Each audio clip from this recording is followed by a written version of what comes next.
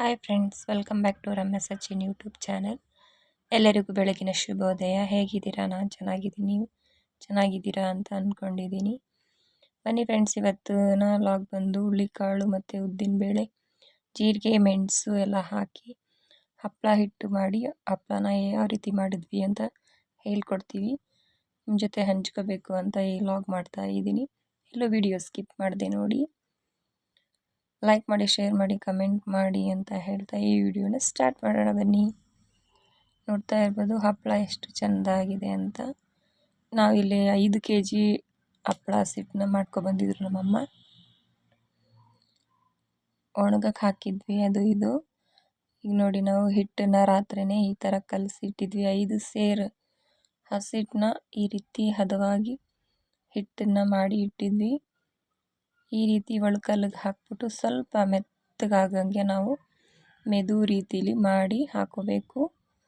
ಉಂಡೆಗಳು ಮಾಡಬೇಕಲ್ಲ, ಸಣ್ಣ ಸಣ್ಣ ಉಂಡೆ ಲಟ್ಸೋಕ್ಕೆ ಎಷ್ಟು ಸೈಜ್ ಬೇಕೋ ಅಷ್ಟು ಸೈಜ್ಗೆ ನಾವು ಈ ಉಂಡೆನ ಮಾಡ್ಕೋತೀವಿ.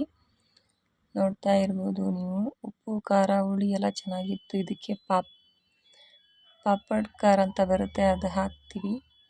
ಮತ್ತು ಒನಕೆಲಿ ಚೆನ್ನಾಗಿ ಚೆಚ್ಚಿ ಉಂಡೆನ ಮೆದುವಾಗಿ ಮಾಡಿಕೊಂಡು ಇದನ್ನು ಮಾಡಬೇಕಾಗತ್ತೆ. ಇವಾಗ ಇದೆಲ್ಲ ಚೆಚ್ಚಿ ಇಟ್ಟಿರೋದು, ಚೆಚ್ಚಿ ಮೆತ್ತಗೆ ಉಂಡೆ ಮಾಡಿ ಇಟ್ಟಿರೋದು. ಮತ್ತು ಇವಾಗ ಸಣ್ಣ ಸಣ್ಣ ಉಂಡೆ ಕೂಡ ಮಾಡಬೇಕಾಗತ್ತೆ.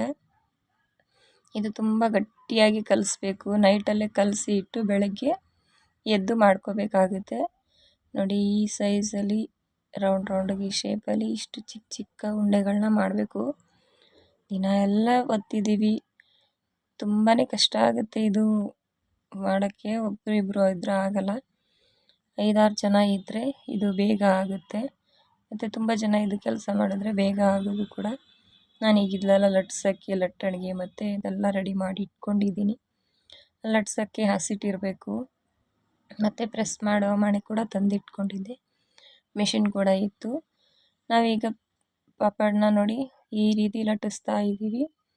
ಹದವಾಗಿ ಇಷ್ಟು ರೌಂಡ್ಗೆ ಈ ಥರ ಬಂದರೆ ಸಾಕಾಗುತ್ತೆ. ತುಂಬ ಚೆನ್ನಾಗಿ ಬಂದಿತ್ತು. ನೆಂಚ್ಕೊಳ್ಳೋಕ್ಕೆ ತುಂಬಾ ಇಷ್ಟ ಆಗುತ್ತೆ. 1 ವರ್ಷವೆಲ್ಲ ಇಟ್ಟು ನಾವು ಇದನ್ನು ತಿಂತೀವಿ. ನಮ್ಮ ಕಡೆ ಈ ಟೈಮಲ್ಲೆಲ್ಲ ಮಾಡಿ ಇಟ್ಕೋತಾರೆ. ನೋಡ್ತಾ ಇರ್ಬೋದು ಎಷ್ಟೊಂದು ಮಾಡಿದ್ದೀವಿ ಅಂತ. 5 ಸೇರಿಗೆ ಒಂದು 600-700 ಹಪ್ಪಳ ಆಗುತ್ತೆ. ಲೆಕ್ಕವಾಗಿ ಮಾಡಬೇಕಂತಂದರೆ ಸ್ವಲ್ಪ ದಪ್ಪನೇ ಮಾಡಿದ್ರು ನಮ್ಮಮ್ಮ. ನನಗೂ ಒಂದು 100-150 ಹಪ್ಪಳ ಕೊಟ್ಟರು. ನಾವು 4 ಜನ ಹೆಣ್ಮಕ್ಳಲ್ವಾ, ಎಲ್ಲರಿಗೂ ಕೊಡಬೇಕು. ಅದಕ್ಕೆ ನಮ್ಮಮ್ಮ ಹೆಚ್ಚಾಗೆ ಮಾಡ್ತಾರೆ ಯಾವಾಗ್ಲೂ. ಫಸ್ಟ್ ಹಪ್ಪಳ ನನ್ನ ಮಗನೇ ಲಟ್ಸಿದ್ದು, ಅದಕ್ಕೆ ವಿಡಿಯೋ ಮಾಡಿದೆ. ನೋಡಿ ಎಷ್ಟು ಚೆನ್ನಾಗಿ ಲಟ್ಟಿಸ್ತಾ ಕೂತಿದ್ದಾನೆ. ಅವನು ಪ್ರೆಸ್ ಮಾಡಿ ಕೊಟ್ಟ. ನಾವು ಅರ್ಧ ಭಾಗ ನಾವು ಫುಲ್ಲು ಲಟ್ಟಿಸಿ ಹಾಕ್ಕೊಂಡ್ವಿ. ನೋಡಿ ಯಾವ ರೀತಿ ಲಟ್ಟಿಸ್ತಿದ್ದಾನೆ ನನ್ನ ಮಗ. ಹಾಗೆ ಇವನು ನಮ್ಮ ಅಣ್ಣನ ಮಗ ರಜಕ್ಕೆ ಬಂದಿದ್ದ.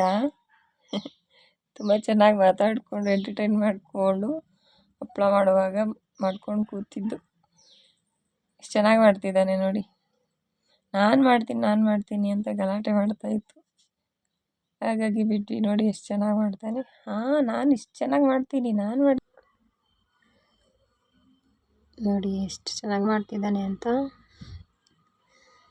ಹಪ್ಪಳದ ಎತ್ತಿ ತೋರಿಸ್ತಾನೆ ಹಿಂಗಾಗಿದೆ ಅಂತ.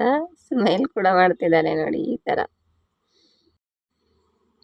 ಹಾಗೆ ಇದಕ್ಕೆ ಬೆಳ್ಳುಳ್ಳಿ, ಈರುಳ್ಳಿ ಎಲ್ಲ ರುಬ್ಬಿ ಹಾಕಿದ್ದಾರೆ ನಮ್ಮಮ್ಮ. ಸ್ವಲ್ಪ ಹುಣಸೆ ಹುಳಿನೂ ಬಿಡ್ತಾರೆ ಕಲಿಸ್ಕೋಬೇಕಾದ್ರೆ.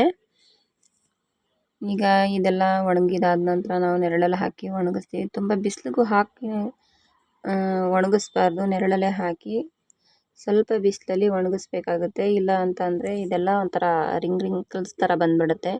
ಹಾಗಾಗಿ ಈ ಥರ ಇರಬೇಕು ಅಂತಂದರೆ ನೆರಳಲ್ಲಿ ಮಾತ್ರ ಒಣಗಿಸಿ ಬೆಳಗ್ಗೆನ ಬಿಸಿಲಿಗೆ ಸ್ವಲ್ಪ ಹೊತ್ತು ಹಾಕಿದರೆ ಇದು ಬೇಗನೆ ಡ್ರೈ ಆಗುತ್ತೆ. ಮತ್ತು ನೋಡ್ತಾ ಇರ್ಬೋದು ತುಂಬ ಚೆನ್ನಾಗಿರುತ್ತೆ ನೆಂಚ್ಕೊಳ್ಳೋಕ್ಕೆ.